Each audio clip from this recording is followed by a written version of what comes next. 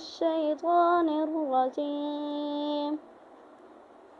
بسم الله الرحمن الرحيم.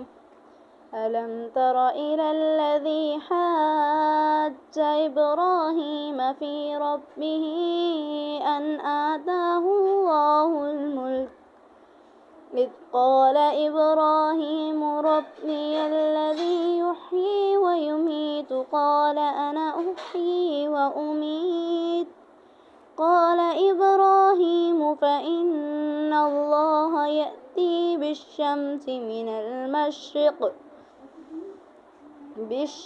من المشرق فأت بها من المغرب فبهت الذي كفر والله لا يهدي القوم الظالمين.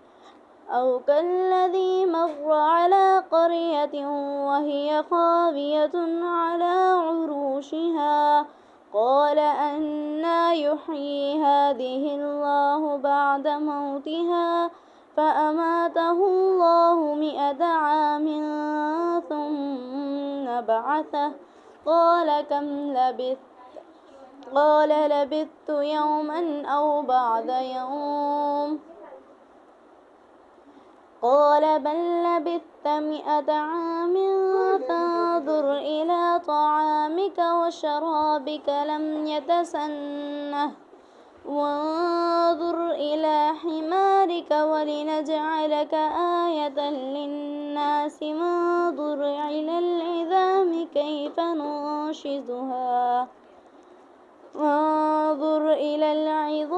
كيف ننشزها ثم نكسوها لحما فلما تبين له قال أعلم أن الله على كل شيء قدير.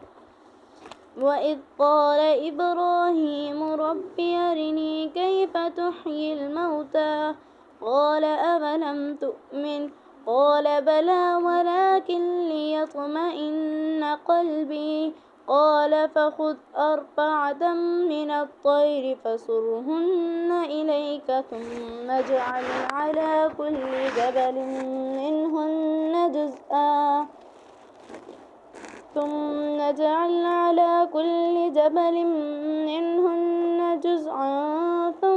ادعوهن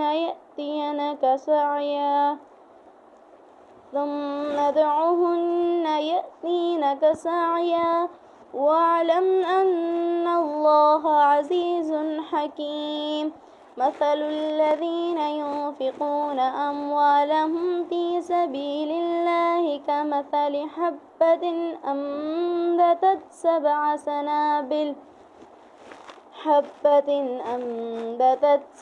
سنابل في كل سنبلة 100 حبة والله يضاعف لمن يشاء والله واسع عليم. الذين ينفقون أموالهم في سبيل الله ثم لا يتبعون ما أنفقوا منا ولا أذى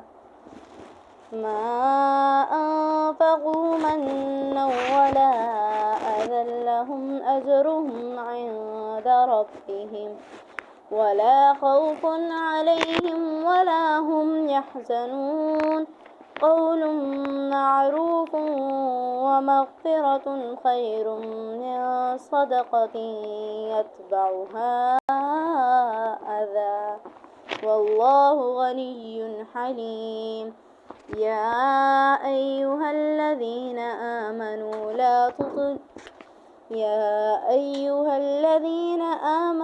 لا تبطلوا صدقاتكم بالمن والأذى